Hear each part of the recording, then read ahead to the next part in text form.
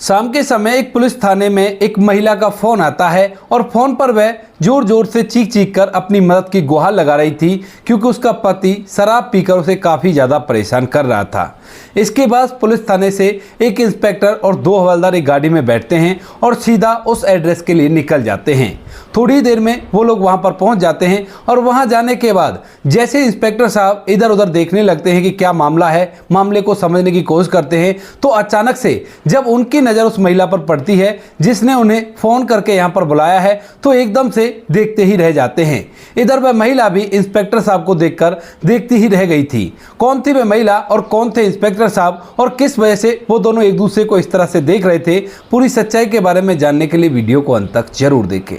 गुजरात के अंदर एक लड़की रहा करती है जिस लड़की का नाम है मंजू। मंजू जिसके पिता अच्छा खासा बिजनेस किया करते हैं और वह एक कॉलेज से अपनी पढ़ाई लिखाई कर रही है। उसी के कॉलेज में एक और लड़का पढ़ा करता है जिस लड़के का नाम होता है अशोक। अशोक के पिता ज़्यादा रुपए पैसे वाले तो नहीं है, लेकिन उनकी सरकारी नौकरी है, तो इसी वजह से अशोक भी उस कॉलेज से रहकर अपनी पढ़ाई कर रहा था। अब जैसे ये लोग कॉलेज में एक दूसरे को देखते हैं तो देखते ही दोनों एक दूसरे को पसंद कर लेते हैं और उसके बाद सोचने लगते हैं कि इन दोनों की एक दूसरे से बात हो जाए। इसी बात का मौका अशोक भी देख रहा था और मंजू भी देख रही थी। तभी एक दिन अचानक से कॉलेज की लाइब्रेरी के अंदर दोनों को ये मौका मिल जाता है और जैसे अशोक वहां पर मंजू को अकेला पाता है तो एकदम से उसके सामने जाकर खड़ा हो जाता है और उससे बहुत कुछ कहना चाहता है। इधर मंजू भी अशोक को आता हुआ देखकर हल्की सी मुस्कान के साथ उसके सामने खड़ी हो गई थी, लेकिन वो भी इससे कुछ नहीं कह पाती है। मंजू राह देख रही थी कि अशोक अपनी तरफ से कुछ कहेगा और इधर जो अशोक होता है वह कुछ कहने की हिम्मत नहीं जुटा पाता है।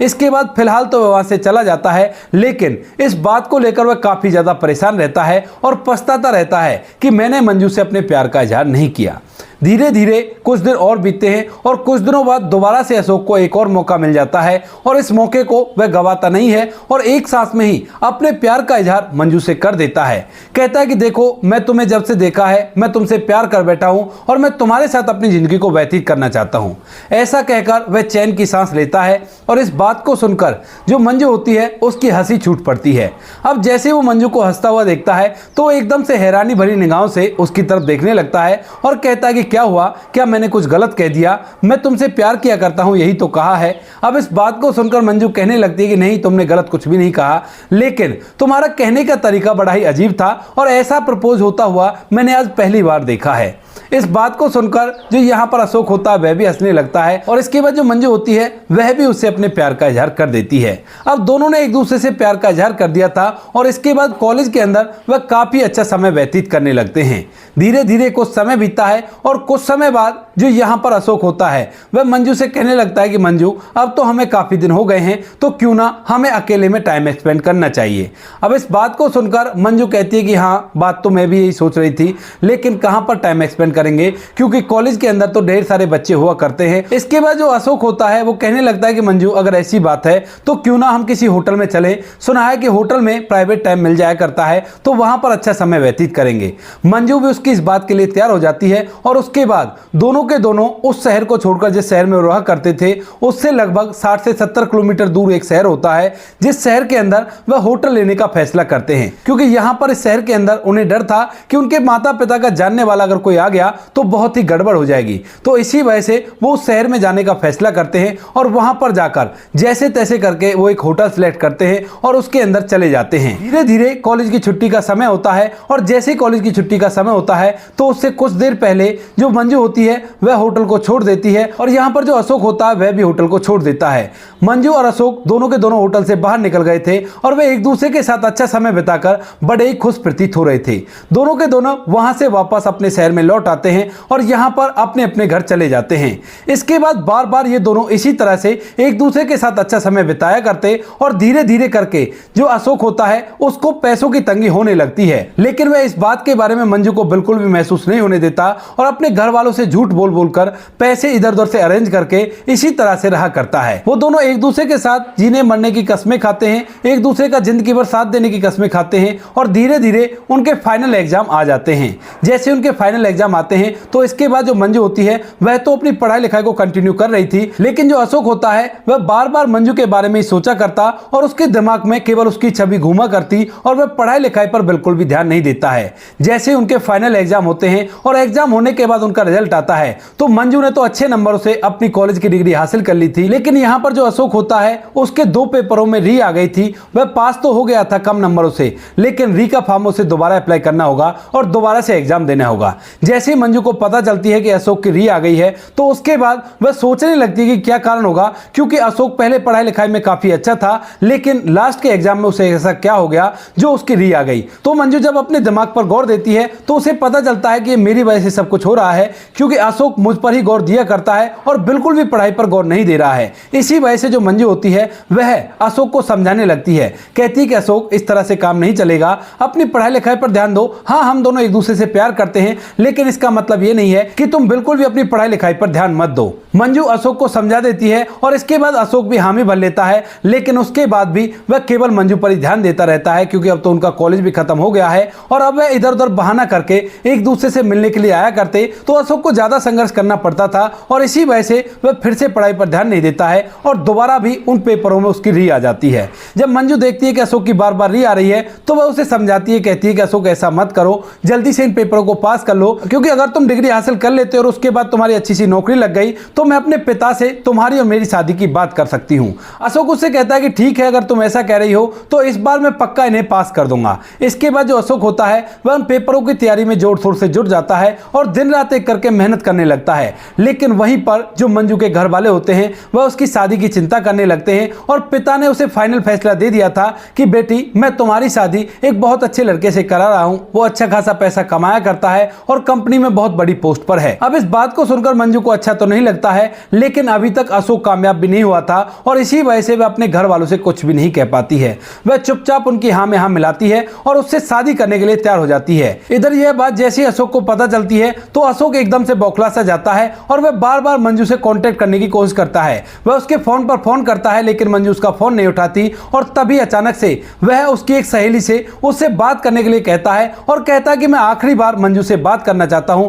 और उससे कुछ जरूरी बात है, कह देना कि एक बार मुझसे मिल ले और उसके बाद मैं उससे कभी भी नहीं मिलूंगा। इस बात को सुनकर जो मंजू की सहेली होती है वह मंजू को जाकर इस बात को बता देती है और उसके बाद मंजू अपनी तरफ से फोन करके अशोक को मिलने के लिए बुला लेती है। वो दोनों एक रेस्टोरेंट में मिलते हैं और मिलने के बाद जब एक दूसरे से बातें करते हैं तो बातों के दौरान यहाँ पर जो मंजू होती है वो कह देती है कि मैं तो तुमसे बहुत ज्यादा प्यार करती थी, लेकिन तुम कामयाबी नहीं हुए, तो अब मैं तुम्हारे साथ रहकर क्या करूंगी, क्योंकि ना तो तुम्हारे पास रोजगार है और ना ही मुझे लगता है कि तुम रोजगार प्राप्त कर सकते हो। मैं तो एक अच्छे से लड़के के साथ शादी करूंगी जो कम से कम मेरी जिंदगी को अच्छी तरह से व्यतीत कर सके। ऐसा कहते ही जो अशोक होता है उसका दिल पूरी तरह से टूट जाता है और वह मंजू की तरफ अजीब निगाहों से देखने लगता है। कहता है कि मंजू, मैंने तो तुम्हें अपना माना था, लेकिन तुमने मेरे साथ क्या कर दिया। मैंने कभी भी ये बात नहीं सोची थी कि तुम ऐसी निकलोगी। लेकिन वहीं पर जो मंजू होती है वह एकदम से उससे कहती है कि देखो, बात तुम्हारी सही है, लेकिन हमें प्रैक्टिकल होकर सोचना पड़ेगा। तुम्हारे प्यार की वजह से मेरा पेट नहीं भरेगा,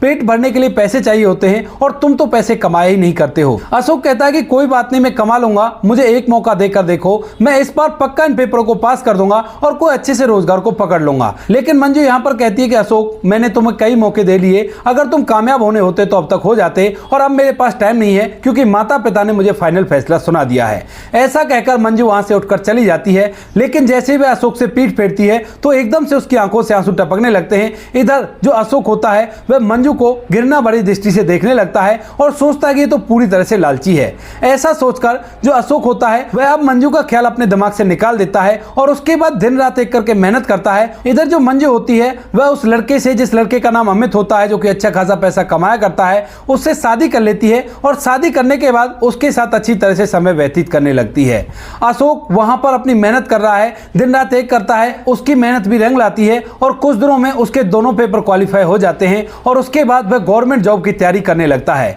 क्योंकि मंजू के जाने के बाद उसके दिल में बहुत ज्यादा दर्द हुआ था और इस दर्द को वह गुस्से में कन्वर्ट करके अब इस गुस्से को पढ़ाई लिखाई पर निकाला करता है और दिन रात एक करके मेहनत किया करता है। उसकी मेहनत और भी रंग लाती है और कुछ दिनों में वह एक इंस्पेक्टर बन जाता है। इंस्पेक्टर बनने के बाद अब वह अपनी पोस्टिंग को संभालने लगता है, लेकिन अब भी उसे बार बार मंजू की याद आया करती है, क्योंकि वह उससे सच्चा प्यार कर बैठा था और वही उसका पहला प्यार था। इसी वजह से वह बार बार मंजू को याद तो किया करता है, लेकिन याद करने के बाद उसे वो बातें याद आ जाती हैं जो लास्ट टाइम मंजू ने उससे कहा था कि तुम पैसे तो कमाए नहीं करते और पेट पैसों से भरता है, ना कि प्यार से। इन बातों को सोचकर वह गुस्से में आ जाता है और धीरे धीरे अपने समय को व्यतीत करने लगता है। माता पिता उसे शादी के लिए कहते हैं, लेकिन वो शादी के लिए साफ साफ मना कर देता है। कहता है कि माँ बाबूजी, आपकी सेवा करने के लिए मैं हूं और मेरी जिंदगी जैसे व्यतीत होगी मैं अपने आप कर लूंगा, लेकिन मैं शादी बिल्कुल भी नहीं करने वाला। माता पिता उसे बार बार कहा करते हैं, लेकिन बेटा बिल्कुल भी नहीं मानता है। धीरे धीरे मंजू और अमित की शादी को लगभग 3 साल बीत जाते हैं और 3 साल बीतने के साथ साथ ही मंजू को अमित की पूरी असलियत सामने आ गई थी। दरअसल अमित धोखाधड़ी किया करता था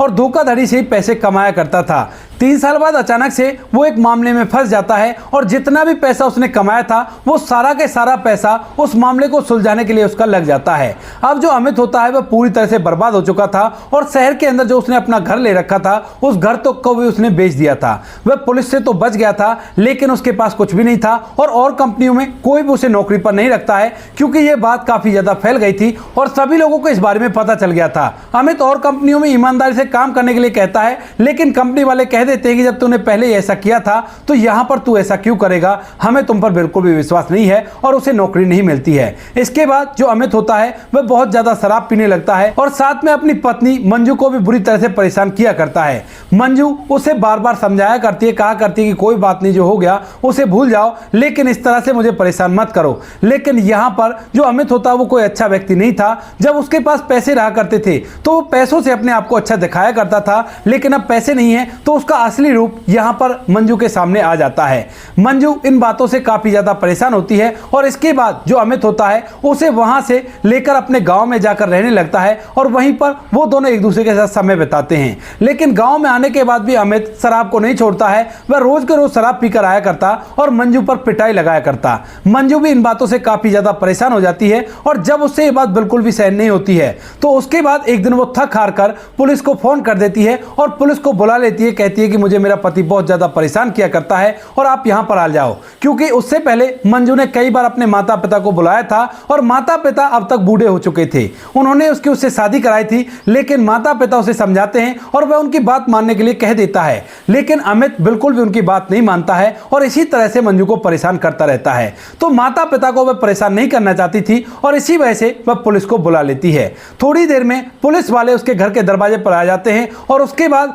मंजू बाहर निकलती है, लेकिन जैसे पुलिस की गाड़ी से इंस्पेक्टर साहब उतरते हैं और मंजू की तरफ बढ़ते हैं तो यहां पर जैसे मंजू इंस्पेक्टर साहब को देखती है तो एकदम से हैरान सी खड़ी हो जाती है और इधर जो इंस्पेक्टर साहब होते हैं वह जैसे मंजू को देखते हैं तो वह भी पूरी तरह से हैरान से खड़े हो जाते हैं, क्योंकि सामने जो इंस्पेक्टर था वह और कोई नहीं है, उसका वही प्रेमी अशोक था जिससे वह कॉलेज में बेइंतहा प्यार किया करती थी और जिसे उसने पैसों के लिए छोड़ दिया था उसके अनुसार। अब जैसे अशोक यहां पर मंजू को देखता है तो कहने लगता है कि मंजू तुम यहां पर क्या कर रही हो। उसके बाद जो मंजू होती है वो कहने लगती है कि मैं ही तो हूं जिसने आपको फोन किया है और मेरे पति मुझे काफी ज्यादा परेशान किया करते हैं। ऐसा कहकर मंजू अपना चेहरा दूसरी तरफ कर लेती है, लेकिन इतने दिनों बाद जब उसने अशोक को देखा था तो असलियत में उसकी आंखों में आंसू आ गए थे और वह अपना चेहरा छुपा रही थी। ये बात किसी तरह से अशोक को महसूस हो जाती है और उसके बाद वह एकदम से उसके सामने पहुंच जाता है और उसकी आंखों के आंसू देख लेता है। इसके बाद वह मंजू से पूछने लगता है कि मंजू ये आंसू कैसे, जब तुमने हमें बुलाया है तो हम तुम्हारे पति पर कार्रवाई कर देंगे और तुम बिल्कुल भी परेशान मत हो। इसके बाद मंजू अपने आंखों के आंसू पहुंचती है और कहती है कि हाँ इसी वजह से आंसू आ गए थे,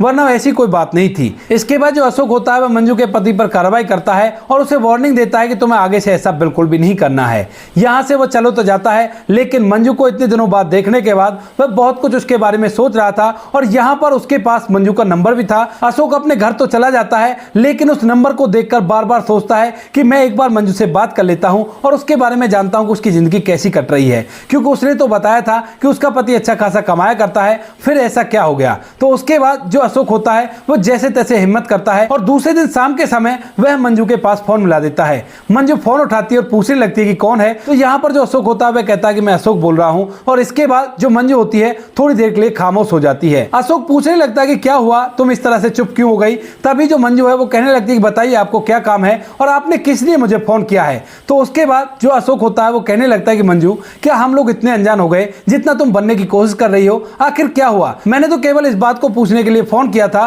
क्योंकि तुमने तो कहा था कि तुम्हारा पति अच्छा खासा कमाया करता है, फिर वो इस तरह से शराब पीकर तुम्हें परेशान क्यों किया करता है और जिस गांव के अंदर तुम रहा करती हो जैसे घर में, उस घर को देखकर नहीं लग रहा कि तुम्हारा पति अच्छा कमाया करता होगा। अब इस बात को सुनने के बाद मंजू एकदम से फोन काट देती है क्योंकि वह उसको कुछ भी नहीं बताना चाहती और इन सभी बातों को सुनने के बाद उसकी पुरानी बातें ताजा हो गई थी और वह फूट फूट कर रोने लगी थी। अब जैसे अशोक देखता है कि मंजू ने फोन काट दिया तो उसके बाद दोबारा से फोन मिलाता है, लेकिन वह फोन नहीं उठाती है। थोड़ी देर ट्राई करने के बाद अशोक चुपचाप रह जाता है और उसके बाद दूसरे दिन सुबह सुबह वह अपने पिता के नंबर से फोन उठाता है और फोन उठाने के बाद जैसे ही मंजू दूसरी तरफ से बोलती है तो वह एकदम से कह देता है कि मंजू देखो, मैं तुमसे मिलना चाहता हूं, मिलकर तुमसे कुछ बात करना चाहता हूं, मुझे बहुत कुछ जानना है तुम्हारे बारे में और मिलने के लिए बिल्कुल भी मना मत करना, क्योंकि तुम्हें पता होगा कि मैं यहाँ का इंस्पेक्टर हूं और मैं तुम्हारे घर भी आ सकता हूं। इस बात को सुनकर मंजू उससे मिलने के लिए तैयार हो जाती है और एक निश्चित जगह निश्चित टाइम पर मंजू उससे मिलने के लिए पहुंच जाती है। इंस्पेक्टर साहब भी वहां पर आ जाते हैं और आने के बाद मंजू से बातें करने लगते हैं।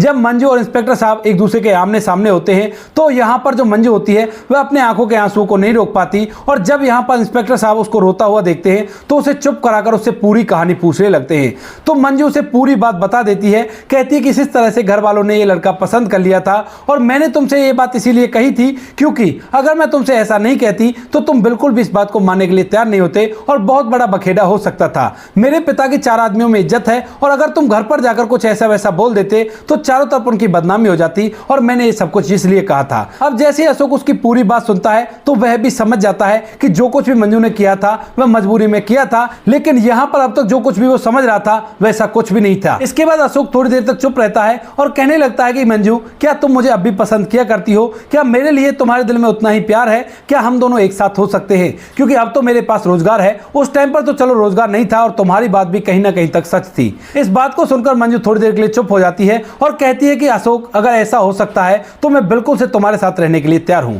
इसके बाद जो अशोक होता है वह उसके पति से उसका तलाक करवाता है और तलाक करवाने के बाद अब उसके साथ अपने समय को व्यतीत कर रहा है। ना तो मंजू के घर वालों को इस बात से कोई आपत्ति होती है और ना ही अशोक के घर वालों को इस बात से कोई आपत्ति होती है। वो तो इसलिए खुश होते हैं कि कम से कम बेटा शादी तो कर लिया, और यहाँ पर जो मंजू के घर वाले होते हैं वह इस बात से खुश होते हैं कि जो उनका पहला दामाद था जिससे उन्होंने अपनी बेटी की शादी कराई थी वह तो एकदम से बेकार निकला और वह उनकी बेटी को बार बार परेशान किया करता था। ये ठीक है, कम से कम इसके साथ रहेगी तो अच्छा रहेगा। मंजू और अशोक को एक साथ रहते हुए अब तक 3 साल हो गए हैं और उनको एक बच्चा भी है। तो दोस्तों ये थी आज की कहानी। आपको जैसी भी लगी कमेंट सेक्शन में बता देना। वीडियो अगर अच्छी लगी तो वीडियो को लाइक और चैनल को सब्सक्राइब जरूर करें ताकि हमें थोड़ा सा हौसला मिल सके आप लोगों के लिए ऐसे अच्छे वीडियो बनाने के लिए। इन कहानियों को सुनाने का उद्देश्य किसी को परेशान करना बिल्कुल भी नहीं है। ये कहानी आपको इसलिए सुनाई जाती है ताकि आप लोग इन कहानियों में से कुछ ना कुछ सीख सको और अपने जीवन में उस चीज को अप्लाई कर सको। मिलते हैं किसी नेक्स्ट वीडियो नए टॉपिक के साथ, तब तक के लिए जय हिंद, जय भारत, जय हिंदुस्तान।